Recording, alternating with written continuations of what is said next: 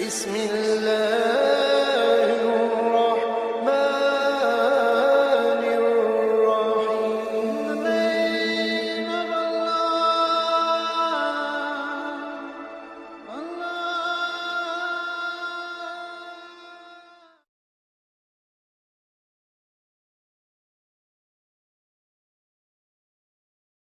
الرحيم. من الشيطان الرجيم. بسم الله الرحمن الرحيم. يا أيها الناس اعبدوا ربكم الذي خلقكم والذين من قبلكم لعلكم تتقون.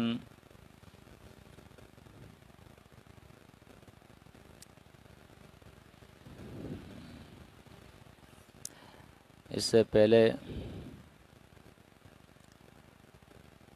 3 جماعتوں کا ذکر ہوا اور ان کے اوصاف بیان کیے گئے اور اس کے لیے مثالیں دی گئی. اب یہاں سے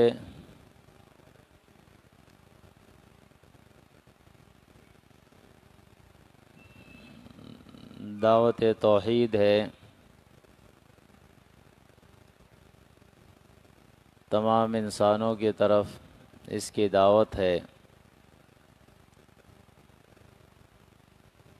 اور اس دعوت توحید پر پھر عقلی دلائل ہے اور اس میں رد شرک بھی ہے.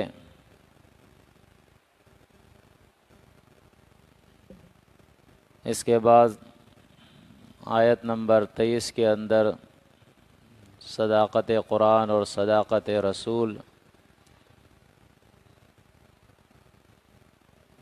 پھر اس کے بعد تخویف اخروی ہے اور بشارت اخروی،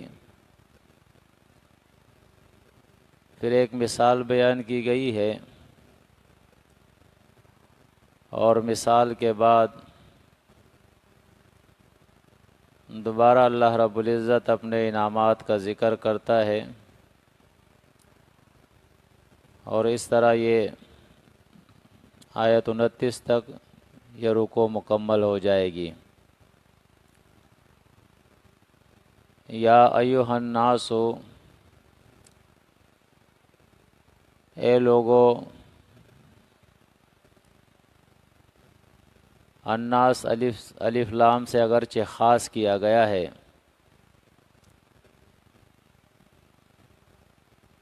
بعض لوگوں نے اس کو خاص لیا ہے کہ اس کے اندر خطاب ہے مشرکین مکہ سے، لیکن چونکہ یہ صورت مدنی ہے اس لیے اس پر اعتراض کیا گیا ہے. پھر اس کا یہ جواب دیا گیا ہے کہ مدینہ کے اندر بھی جو یہود رہتے تھے ان کے اندر بھی شرک موجود تھا. بہرحال الناس جو ہے یہ عام ہے اور تمام لوگ اس کے اندر مخاطب ہے، یعنی اے مشرکو شرک سے باز آ جاؤ، اللہ کی عبادت جو ہے وہ خاص کر لو اللہ کے ساتھ. اور اسی طرح کافروں کو دعوت دی گئی ہے کہ انکار سے باز آ جاؤ اور اللہ کی عبادت شروع کرو. مومنوں کو خطاب ہے کہ اے مومنوں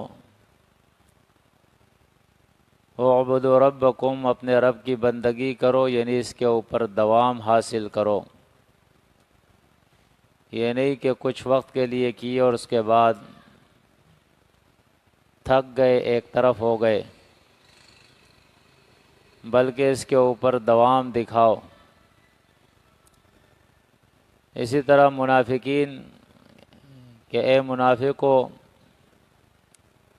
نفاق سے باز آؤ اور اپنی عبادت کے اندر خلوص پیدا کرو.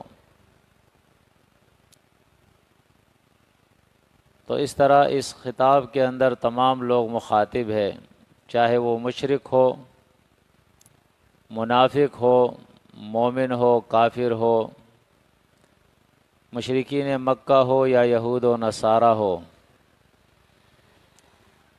اے لوگو، اپنے رب کی بندگی کرو، عبادت کرو، الذی، اس رب کی جس نے خلقکم، تمہیں پیدا کیا ہے۔ اس کو کہتے ہیں دلیل عقلی انفسی، یعنی آفاق اور انفس کے قرآن دلائل دیتا ہے عقلیہ، تو اس کے اندر یہ دلیل عقلی انفسی ہے، انسان کے اپنے نفس سے دلیل دی گئی ہے کہ اپنے جسم پر ذرا غور کرو، دیکھو یہ وجود تمہیں اس اللہ نے بخشا ہے۔ والذین من قبلکم، اور تمہارے رب نے ان لوگوں کو بھی پیدا کیا ہے من قبلکم، جو تم سے پہلے تھے، یعنی وہ جو تم سے پہلے گزرے ہیں ان کے اندر کوئی الہ نہیں، کوئی حاجت روا اور مشکل کشا نہیں، کوئی بندہ پرور اور غریب نواز نہیں، کوئی بگڑیاں بنانے والا نہیں، کوئی حاجتوں کو برلانے والا نہیں۔ جیسے تم اپنی تخلیق اور اپنے حاجات کے اندر اللہ کے لیے، اللہ کے سامنے محتاج ہو، اس طرح تم سے پہلے جو لوگ گزرے ہیں وہ بھی اپنی تخلیق اور اپنے حاجات کے اندر اللہ کے محتاج تھے۔ لعلکم تتقون، امید ہے کہ تم بچ جاؤ گے، یعنی جہنم کے آگ سے۔ اگر تم نے اللہ کی بندگی خالص اختیار کی اور اس پر دوام دکھایا تو امید ہے، لعل بمعنی امید کے ہے یہاں، امید ہے کہ تم تتقون، بچ جاؤ گے۔ اب اس کے بعد 4 قسم کے اور دلائل جو ہے عقلیہ دیے جا رہے ہیں، جس میں پہلا دلیل جو ہے وہ دلیل عقلی سفلی ہے، دوسرا جو ہے وہ دلیل عقلی علوی ہے، اور تیسرا جو ہے وہ دلیل عقلی وسطی ہے۔ الذی، وہ رب تمہارا جس نے جعل لکم الارض، ٹھہرائی ہے تمہارے لیے زمین، یعنی بنائی ہے تمہارے لیے زمین، فراشاً، فرش، یعنی انسانوں کو سب سے پہلے ان کے جسم کے طرف، بدن کے طرف متوجہ کیا گیا کہ تمہارے اس بدن کو اس اللہ نے پیدا کیا ہے۔ پھر دلیل عقلی سفلی دی گئی ہے کہ اپنے پاؤں کے نیچے دیکھو، یہ زمین کس نے بچھائی ہے، یہ تمہارے آرام اور سکون کے لیے، اس زمین کو تمہارے لیے فرش کس نے بنایا ہے۔ پھر اس کے بعد بتایا والسماء بناءً، والسماء، اور آسمان، یعنی اس نے آسمان بنایا ہے، بناءً، چھت، اوپر دیکھو، بغیر ستونوں کے یہ آسمان کس نے کھڑا کیا ہے۔ وَأَنزَلَ مِنَ السَّمَاءِ مَاءً، وَأَنزَلَ، اور نازل کرتا ہے وہ، برساتا ہے وہ، من السماء، آسمان کے طرف سے، ماءً، پانی۔ یہ زمین اور آسمان کے درمیان یہ بادل تمہارے لیے کس نے بنائے، اور ان بادلوں سے میں کون برساتا ہے۔ فَأَخْرَجَ بِهِ مِنَ الثَّمَرَاتِ،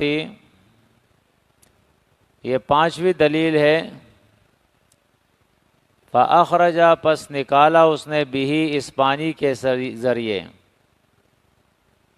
من الثمرات میووں میں من الثمرات میوے رزقا لکم خوراک تمہارے لیے مختلف قسم کے غلے مختلف قسم کے میوے پھل اور فروٹ اللہ رب العزت نے تمہارے لیے پیدا کیے زمین سے نکالے فلا تجعلوا للہ پس مت ٹھہراؤ تم یعنی مت بناؤ تم للہ اللہ کے لیے اندادن شریک وانتم تعلمون اور حال یہ ہے کہ تم جانتے ہو یعنی مشرک آدمی جو ہے وہ دین کی فقہ نہیں رکھتا ہے قرآن اس پر شاہد ہے لیکن اتنا مشرک بھی جانتا ہے کہ اس کو پیدا اللہ نے کیا ہے آسمان اور زمین کا خالق اللہ ہے بادلوں سے بارشیں وہی برساتا ہے زمین سے غلہ وہی اگاتا ہے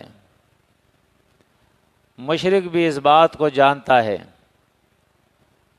تو فرمایا یہ ساری نعمتیں اللہ کی ہے آفاق اور انفس کی پھر تم اللہ کے ساتھ اللہ کی مخلوق کو شریک مت ٹھہراؤ اس کا ند نہ بناؤ کسی کو اس کا ہمسر اور اس کا ساجی اور ثانی کسی کو نہ بناؤ یہ پہلی تقریر ہے جو یا ایھا الناس کے ساتھ شروع کی گئی ہے جس میں دعوت توحید ہے یعنی تین فرقوں کا ذکر کرنے کے بعد کہ دنیا میں تین قسم کے لوگ ہیں ایک مومن ہے جو اللہ کی بات مانتا ہے ایک کافر ہے جو اللہ کی بات کا انکار کرتا ہے اور ایک منافق ہے جو کچھ مانتا ہے اور کچھ نہیں مانتا ہے شک کے اندر ہے وہ یقین نہیں ہے اسے اس کے بعد خطاب عام شروع کیا گیا تو تمام لوگوں کو اللہ کی بندگی اور اس کی توحید کی دعوت دی جا رہی ہے اور یہ اس پورے قرآن کا دعویٰ ہے اس سورہ کا دعویٰ ہے اس باب کا دعویٰ ہے جو دوسرا باب شروع ہوا ہے اس سورہ کا توحید جو ہے یہ اصل میں مرکز ہے جس کے ارد گرد ساری چیزیں جو ہے گھومتی ہے اگر توحید نہ ہو تو اللہ کے بارگاہ میں کسی کی عبادت بھی پھر قبول نہیں ہوتی ہے ہر چیز بے جان ہو جاتی ہے اسپرٹ اس کے اندر پھر نہیں ہوتی ہے تو اس لیے سب سے پہلے دعوت توحید دی گئی ہے کہ اپنے رب کو پہچانو اس کے انعامات اور احسانات کو دیکھو اور اس کا شکر ادا کرو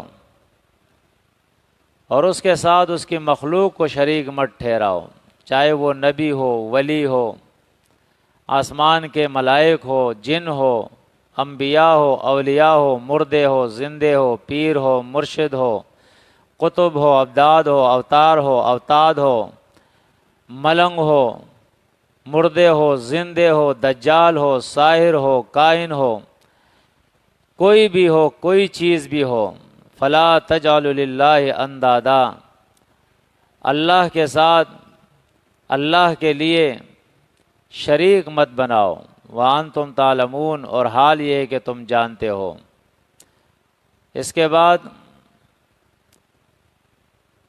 صداقت قرآن اور صداقت رسول کا ذکر ہے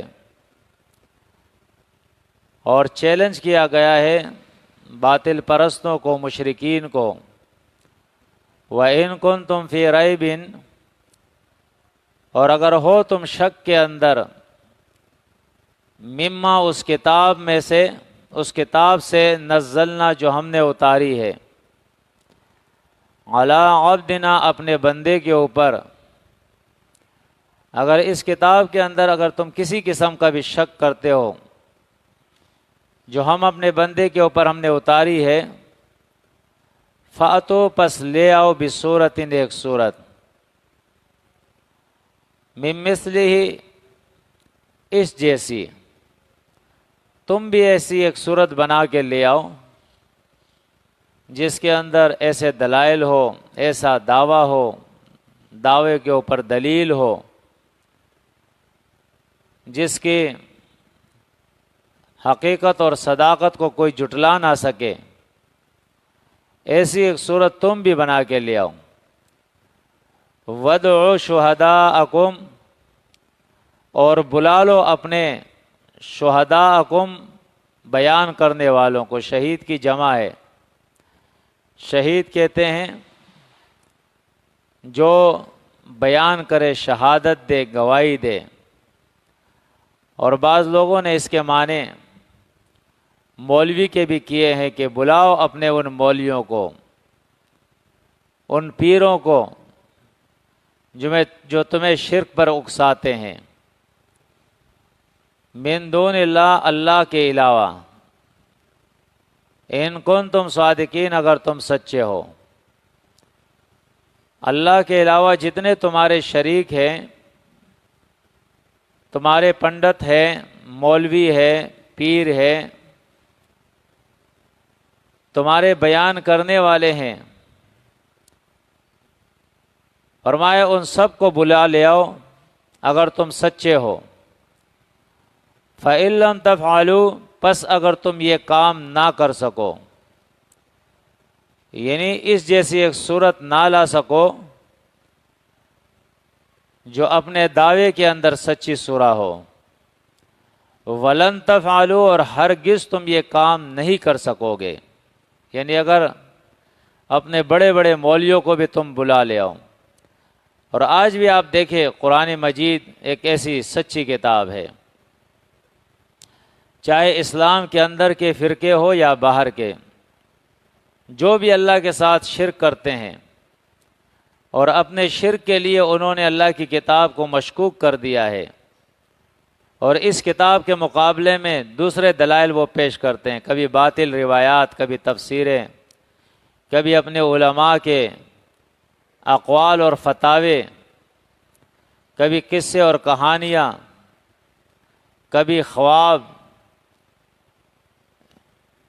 تو قرآن مجید سب کو چیلنج کرتا ہے اور فرمایا کہ اگر تم یہ کام کرنا چاہو وَلَن تَفْعَلُوا پھر بھی تم نہیں کر سکو گے، ہرگز یہ کام نہیں کر سکو گے کہ اللہ کی کتاب کے مقابلے میں اپنے شرک پر کوئی دلیل تم لے آؤ۔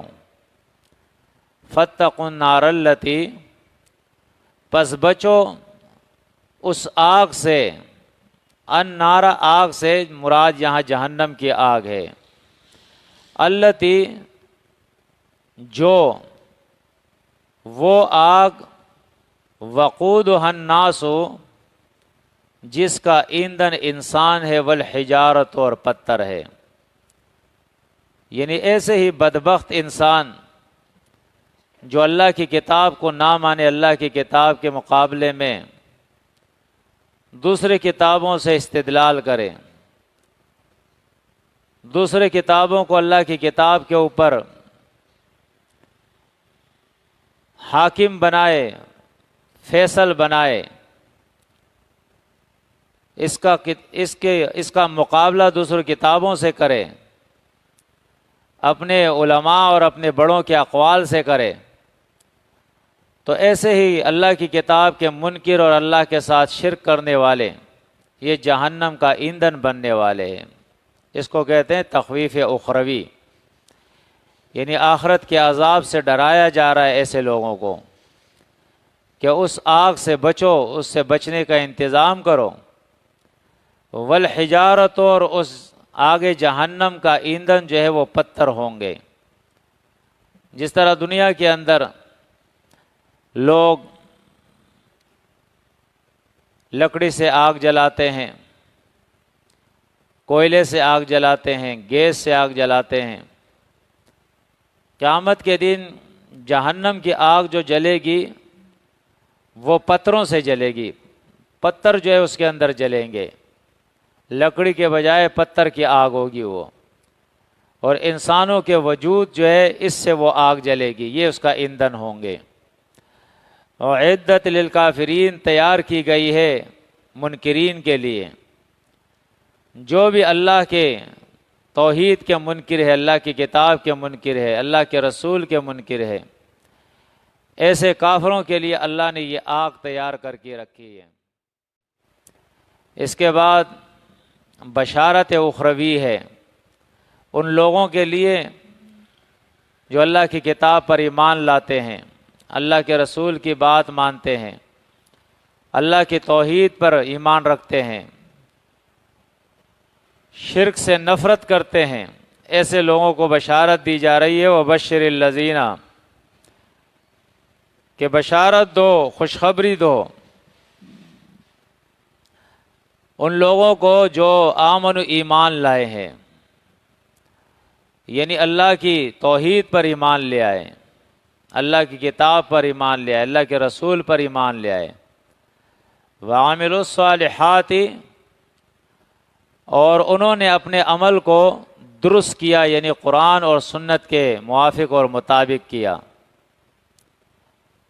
جس طرح اللہ نے اپنی کتاب میں کہا اور جس طرح اللہ کے نبی نے اپنی سنت سے کر کے دکھایا، اس طرح انہوں نے اپنی پوری زندگی کے اعمال کو اس سانچے کے اندر ڈالا ہے، اسے درست کیا ہے، اور جو چیزیں قرآن اور سنت کے خلاف تھی ان تمام چیزوں سے انہوں نے انکار کیا، بائیکاٹ کیا، اجتناب کیا۔ ان لہم، کہ ان کے لیے جنات باغات ہیں، تجری من تحتها الانہار، جاری ہوں گے اس کے نیچے نہریں، ایسے باغات جس کے نیچے نہریں بہہ رہی ہوگی، کلما، جب کبھی، کلما، جب بھی، رزقو، انہیں دیا جائے گا، منہا، ان باغات میں سے، من ثمرۃ، میوے، رزقاً، خوراک کے لیے، کھانے کے لیے، قالو، یہ کہیں گے جنت کے لوگ، ھذا الذی، یہ تو وہ میوے ہیں، یہ تو وہ خوراک ہے، رزقنا، جو ہمیں دیے گئے تھے، من قبل، اس سے پہلے۔ من قبل کے اندر دو توجیہات ہے، ایک یہ کہ یہ کہیں گے کہ یہ تو وہ میوے ہیں جو اس سے پہلے ہمیں جنت میں مل چکے ہیں، یعنی نام اور شکل سے وہ میوے اس پہلے والے میوے سے ملتے ہوں گے، لیکن اس کا ذائقہ تبدیل ہوگا۔ اور دوسری توجیہ اس کے اندر یہ ہے کہ اس سے مراد، من قبل سے مراد جو ہے وہ دنیا کے میوے ہیں، یعنی جنت میں جب ان کو میوے دیے جائیں گے کھانے کے لیے، کھانا ان کو دیا جائے گا کہ یہ انگور ہے، یہ سیب ہے، یہ انار ہے، تو یہ کہیں گے کہ یہ چیزیں تو ہمیں دنیا میں بھی دی گئی تھی، لیکن جب یہ کھائیں گے اس کا ذائقہ دیکھیں گے تو حدیث کے اندر آتا ہے کہ ہر میوے کا ایسا ذائقہ ہوگا کہ 40 سال تک ایک جنتی ایک میوے کو کھائے گا لیکن اس سے اس کا دل نہیں بھرے گا، اس کو اس کے اندر لطف آئے گا، مزہ آئے گا کہ میں کھاتا رہوں اسے، ایسا ذائقہ ہوگا ان کا۔ وَأُتُوا بِهِ، اور دیا جائے گا ان کو دیے جائیں گے یہ میوے، متشابہن، ایک جیسے، یعنی رنگ کے اندر تو یہ ملتے جلتے ہوں گے، لیکن ذائقے کے اندر جو ہے یہ ایک دوسرے سے مختلف ہوں گے۔ جب یہ کھائیں گے تو انہیں معلوم ہوگا کہ یہ تو کوئی عجیب سی چیز ہے۔ وَلَهُمْ فِيهَا، اور ان کے لیے ان جنتوں کے اندر، ازواجن، بیویاں ہوں گی، جوڑے ہوں گے، مطہرتن، پاک کیے گئے، ہر قسم کے عیب سے جو ہے وہ پاک ہوں گے، جس طرح سورہ رحمان کے اندر اللہ رب العزت نے ان کی یہ صفت بیان کی ہے کہ لم یتمسہن، کہ ان کو ٹچ تک نہیں کیا ہوگا انسن ولا جان من قبل انس ولا جان، نہ کسی انسان نے اور نہ کسی جن نے. یعنی یہ جنتی کو جو بیوی عطا کی جائے گی وہاں، یا جو حوریں انہیں دی جائے گی، تو وہ ایسی ہوگی کہ اس سے پہلے کسی انسان نے اور کسی جن نے اس کو مس تک نہیں کیا ہوگا، ہاتھ تک نہیں لگایا ہوگا. اور اس کے علاوہ بھی وہ جس طرح دنیا کے اندر بیماریاں ہوتی ہیں، ان بیماریوں سے وہ پاک صاف ہوگی. وَهُمْ فِيهَا خالدون، اور یہ جنتی ان جنتوں کے اندر خالدون ہمیشہ ہوں گے. یعنی دنیا کی طرح نہیں ہوں گے کہ موت آئی دنیا سے چلے گئے، یا آج یہاں ہے تو کل کہیں اور ہے، یا کرائے کا مکان ہے تو مالک کہتا ہے کہ خالی کرو. ایسا نہیں ہوگا. وَهُمْ فِيهَا خالدون، یہ اس کے اندر ہمیشہ رہیں گے. اس کے بعد اللہ رب العزت حق اور باطل کے فرقوں کی مثال بیان کرتا ہے. ان اللہ، بے شک اللہ، لا یستحی، شرم نہیں کرتا، شرماتا نہیں، وہ حیا نہیں کرتا. ان اس بات سے یضربا، کہ بیان کرے مثلا مثال، ما بعودتن، ما بقدر بعودتن، ایک مچھر کی، فما فوقہا، یا اس سے اوپر کی. تو اوپر کے اندر پھر لوگوں نے اس کی تشریح کی ہے دو طریقوں سے. ایک یہ کہ اس سے جسامت میں بڑی، یا فوقہا سے مراد اس سے رذالت کے اندر بڑی ہو، اس سے کم تر ہو. یعنی اگر وہ مثال بھی اللہ بیان کرے، مچھر سے بھی کم مثال بیان کرے، تو اللہ اس بات سے شرماتا نہیں ہے. یعنی اللہ کے لیے تو ساری مخلوق ہے، آسمان کے ملائک ہو، انبیاء ہو، اولیاء ہو، انسان ہو، جن ہو، جانور ہو، چھوٹا جانور ہو، بڑا جانور ہو. وہ مثال بیان کرنے میں کیوں حیا کرے؟ اس لیے اس کے لیے تو ساری مخلوق مخلوق ہی ہے. یہ تفاوت اور یہ درجات تو ہماری نظر کے اندر ہے، ہم انسان ہیں، ہم مخلوق ہے. اللہ کے نظر میں جو عزت ہے وہ تقوی کے اوپر ہے. اس کے علاوہ جو تخلیق کے اندر مخلوق ہے وہ سب ایک جیسی ہے. مچھر کو بھی اللہ نے پیدا کیا، انسان کو بھی اللہ نے پیدا کیا. تو اللہ کیوں شرمائے کسی مثال کے بیان کرنے سے؟ اب مثالوں کے اندر اور اللہ کی آیات کے اندر بیان کرنے میں جو حکمت ہے وہ بیان کی جا رہی ہے. فَأَمَّا الَّذِينَ، پس وہ لوگ آمنو جو ایمان لائے ہیں اللہ کی کتاب پر، اللہ پر، فَيَعْلَمُونَ، پس وہ جانتے ہیں، أَنَّهُ الْحَقُّ، کہ یہ مثال حق ہے، من ربہم، ان کے رب کے طرف سے. یعنی قرآن مجید کے اندر محکمات ہو یا متشابہات ہو، واقعات ہو یا مثالیں ہو، زجر ہو یا بشارت ہو، جو بھی چیز ہو،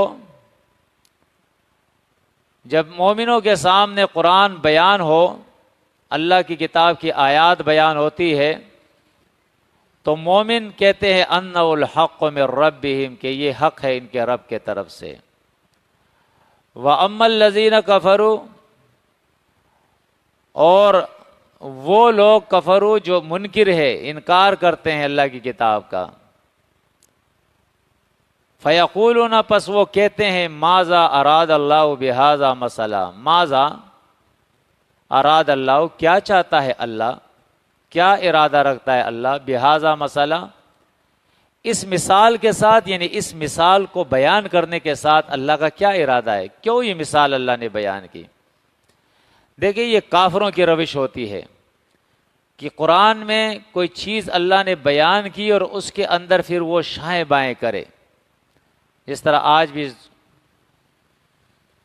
جو امت مسلمہ ہے، انہی کے اندر ایسے لوگ آپ کو ملیں گے کہ قرآن مجید کے اندر بہت ساری چیزیں جو بیان کی گئی ہے اس کے اندر وہ اپنی عقل سے کام لیتے ہوئے اس کا انکار کرتے ہیں، کبھی اس کی تعویلیں کرتے ہیں، کبھی اس کے اندر معنوی تحریف کرتے ہیں. جیسے معجزات کا ذکر ہے، اللہ کے مختلف صفات ہے، جنت اور جہنم کا ذکر ہے، آخرت کا ذکر ہے، ملائکہ کا ذکر ہے، جنات کا ذکر ہے، بغیر باپ کے عیسیٰ علیہ السلام کے پیدائش کا ذکر ہے، اول انسان آدم علیہ السلام کی مٹی سے تخلیق کا ذکر ہے، اس سے اس کی بیوی کی پیدائش کا ذکر ہے. تو اس قسم کی چیزیں اس کے اندر وہ پھر جو ہے وہ انکار کی روش اختیار کرتے ہیں اور کہتے ہیں ماذا اراد اللہ بہذا مسئلہ، کیا ارادہ رکھتا ہے اللہ اس مثال کو بیان کرنے کے ساتھ. تو جواب دیا جا رہا ہے یضل گمراہ کیا جاتا ہے، گمراہ کرتا ہے بھی اس کے ذریعے کثیراً بہت کو، ویہدی اور ہدایت دیتا ہے بھی اس کے ذریعے کثیراً بہتوں کو. یعنی قرآن میں جو کچھ بیان ہوا ہے یہ بہت سارے لوگ ایسے ہوتے ہیں جن کے لیے یہ قرآن کی آیات جو ہے یہی گمراہی کا سبب بن جاتی ہے، اور بہت سارے لوگ ایسے ہیں جن کے لیے قرآن کی آیات ہدایت کا سبب بنتی ہے. اب اس کی تفصیل آگے بیان کی جا رہی ہے. وما یضل بہ الا الفاسقین، اور گمراہ نہیں کرتا ان مثالوں کے ذریعے الا الفاسقین مگر فاسقوں کو، جو اللہ کے نافرمان ہوتے ہیں، اللہ کے احکامات نہیں مانتے ہیں. ایسے ہی لوگ اللہ کی کتاب سے گمراہ ہوتے ہیں. مخلص مومن گمراہ نہیں ہوتے ہیں، وہ تو اللہ کی کتاب میں غور و فکر کرتے ہیں، تدبر کرتے ہیں، اور جو چیز اللہ کی کتاب سے ثابت ہو جائے، ان کے سمجھ میں آئے یا نہ آئے، وہ فوراً اس پر ایمان لے آتے ہیں کہ یہ ہمارے رب کی بات ہے، سچی ہے. ہمارے علم کی کمی ہو سکتی ہے لیکن اللہ کی کتاب کے اندر کوئی نقص نہیں، کمی نہیں، غلطی نہیں، اللہ کی کتاب حق ہے. تو فرمایا جو فاسق ہوتے ہیں وہی اس کتاب کے ذریعے اللہ ان کو گمراہ کرتا ہے. اب فاسقین اس کی تفصیل بیان کی جا رہی ہے. الذین، جو لوگ ینقضون توڑتے ہیں عہد اللہ، اللہ کے عہد کو، من بعد میثاقہ، مضبوط ہونے کے بعد، کہ جب وہ میثاق، وہ وعدہ اللہ کے ساتھ یہ مضبوط کرتے ہیں. وہ کیا وعدہ ہے؟ مختلف جگہوں پہ اللہ نے اس کا ذکر کیا ہے، جیسے سورۃ المائدہ آیت 7 کے اندر بھی اس کا ذکر ہے کہ وہ وعدہ یہ ہے سمعنا واطعنا، کہ اے اللہ ہم نے سن لی اور ہم نے مان لی، تیری بات جو ہے وہ ہم نے سن لی اور مان لی. اب اس کے بعد وہ اس عہد کو توڑتے ہیں. اللہ کی کتاب کی آیت آئے گی اور اس کا وہ انکار کریں گے. اور یہ آج تھوڑے سے لوگوں کے اندر نہیں بلکہ کثرت کے اندر یہ چیز موجود ہے کہ قرآن کی آیت آپ پیش کریں، وہ کہے گی جی فلاں روایت میں جو یہ آیا ہے اس کا ہم کیا کریں، فلاں تفسیر نے جو لکھا ہے، فلاں مولوی صاحب نے جو اپنی کتاب میں لکھا ہے، ہمارے بڑوں نے جو ایسا کیا ہے، اکثریت جو یہ کر رہی ہے. تو اللہ کی کتاب پر وہ ایمان نہیں رکھتے. اللہ کی کتاب کے علاوہ وہ دوسری کتابوں پر ایمان رکھتے ہیں، اس کو دلیل میں پیش کرتے ہیں. وَيَقْطَعُونَ، اور قطع کرتے ہیں یعنی کاٹتے ہیں، ما وہ امر اللہ بھی، جس کا اللہ نے حکم دیا ہے. وہ کیا چیز ہے؟ ان یوصلا، کہ اللہ کے احکامات کے اندر وصل پیدا کرو، اللہ کے احکامات کے اندر جوڑ پیدا کرو. یعنی قرآن ماننے والے دنیا کے اندر بہت سارے لوگ ہیں، لیکن ان کے اندر یہ صفت نہیں ہوتی جو قرآن بیان کرتا ہے، ان یوصلا والی. ہم بھی اس کے اوپر تھوڑا غور و فکر کریں. قرآن پر ایمان اس وقت کامل ہوگا جب ان یوصلا کی صفت ہمارے اندر پیدا ہوگی. ان یوصلا کے معنی ہوتے ہیں وَتُؤْمِنُونَ بِالْكِتَابِ كُلِّهِ، اللہ کی پوری کتاب پر ایمان رکھنا، یہ نہیں کہ ایک حکم مانے اور دوسرے کو چھوڑ دے۔ اور یہ ساری خرابیاں جو ہے آج امت کے اندر پائی جا رہی ہے، اور آج ہماری اکثریت اس خرابی کے اندر مبتلا ہے۔ تو ہم چونکہ قرآن سیکھنے کے لیے بیٹھے ہیں، تو ہمیں چاہیے کہ قرآن سے یہ باتیں سیکھیں کہ ایمان اللہ کی کتاب پر ایسا ہونا چاہیے ایو صلاح کے ساتھ، وصل کے ساتھ، یعنی ایک حکم مانے، اس کے بعد دوسرا حکم مانے، پھر تیسرا مانے، چوتھا مانے، پانچواں مانے، چھٹا مانے، اس طرح پوری کتاب کے اندر جتنے احکامات ہیں ایک کے بعد دوسرا مانتے جائیں۔ یہ ہے ایمان۔ اگر ہم ایک مانیں گے اور دوسرے کو چھوڑ دیں گے، یا ایک مانیں گے اور 10 کو چھوڑ دیں گے، تو یہ ایمان پھر اللہ کے بارگاہ میں قابل قبول نہیں۔ اس کی تفصیل انشاءاللہ پھر اور مزید آ جائے گی۔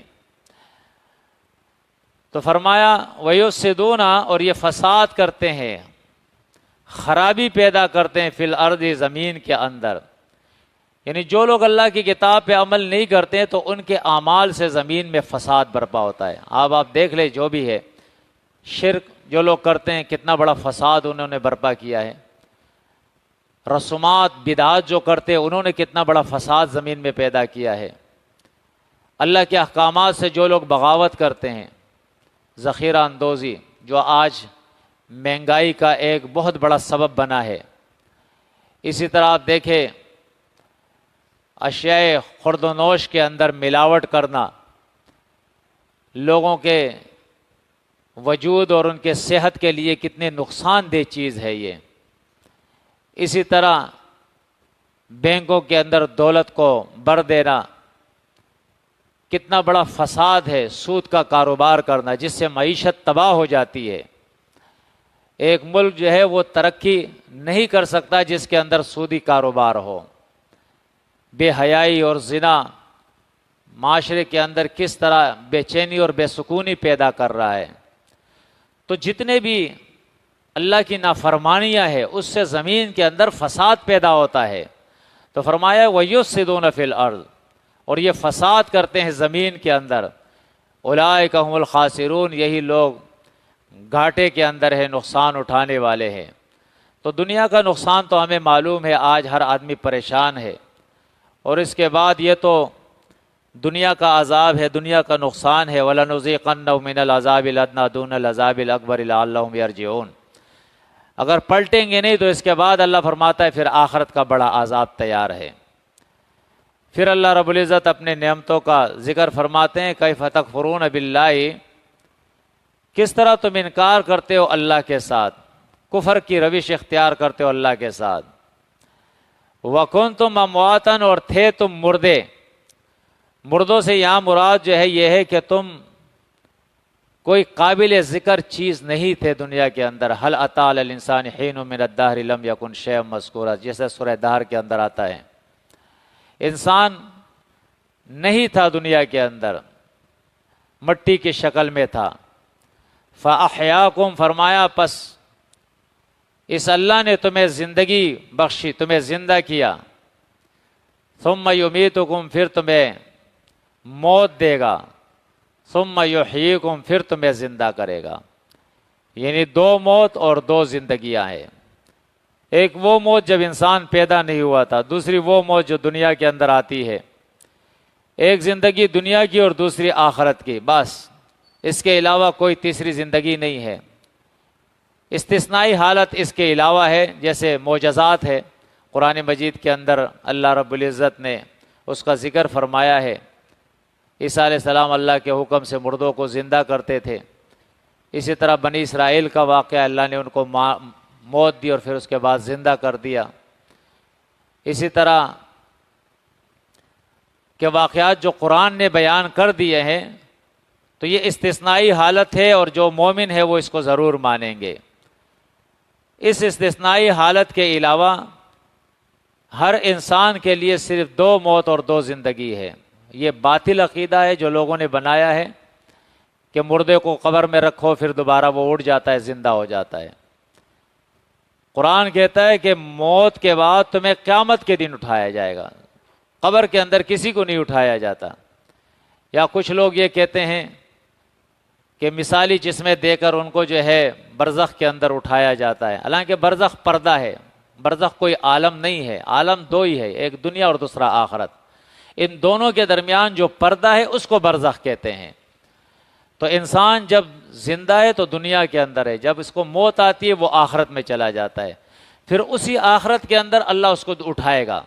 تو ایک موت ایک زندگی دنیا کے اندر ہے، ایک موت اور ایک زندگی یہ آخرت کے اندر ہے، یہ ڈیوائڈ ہے دونوں کے اندر۔ ایک موت ایک زندگی دنیا میں، ایک موت ایک زندگی آخرت میں۔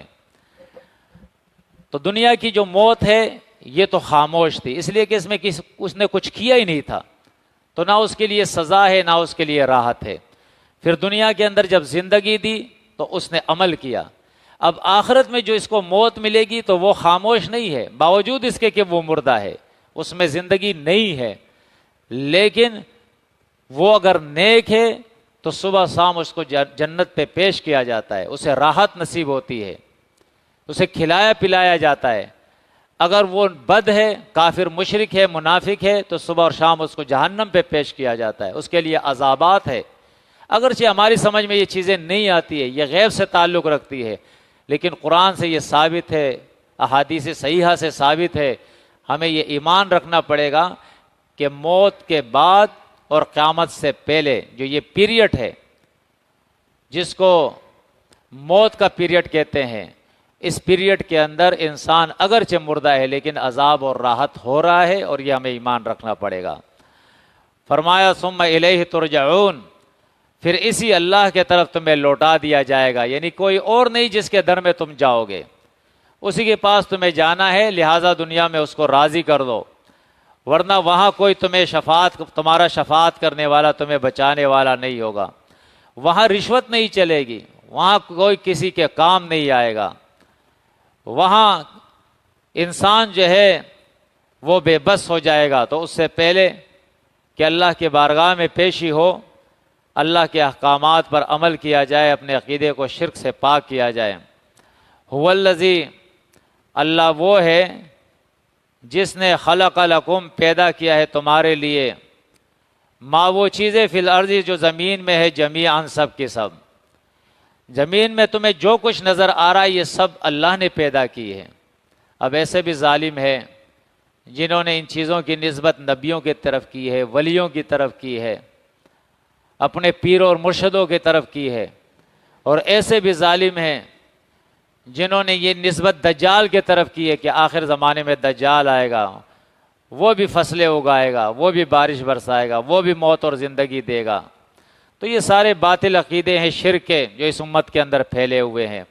فرمایا هو الذی، اللہ وہ ہے جس نے خلقا، پیدا کیا ہے، لکم تمہارے واسطے، ما وہ چیزیں فی الارض جو زمین میں ہے، یعنی دنیا میں ہے، جمیعاً سب کے سب، ثم استویٰ، پھر اس نے ارادہ کیا۔ استوا یہاں بمعنی ارادے کے ہیں، اگرچہ استوا کسی جگہ پہ، کسی چیز پہ بیٹھ کر صحیح ہونا، ٹھیک ہونا، اس کو استوا کہتے ہیں، لیکن جب اس کی نسبت اللہ کے طرف ہوتی ہے تو اس کا یہ معنی ہم نہیں کرتے ہیں جو مخلوق کے لیے کرتے ہیں، جو عام طور پر لوگ کہتے ہیں الرحمن علی العرش استویٰ، اور اس سے مراد پھر یہی لیتے ہیں کہ ایک تخت ہے جس پہ اللہ بیٹھا ہوا ہے، اس سے مراد یہ نہیں ہے۔ استوا سے مراد جو ہے وہ استوا جو اللہ کے شان کے ساتھ لائق ہے، تو یہاں استوا سے مراد وہ ارادہ ہے۔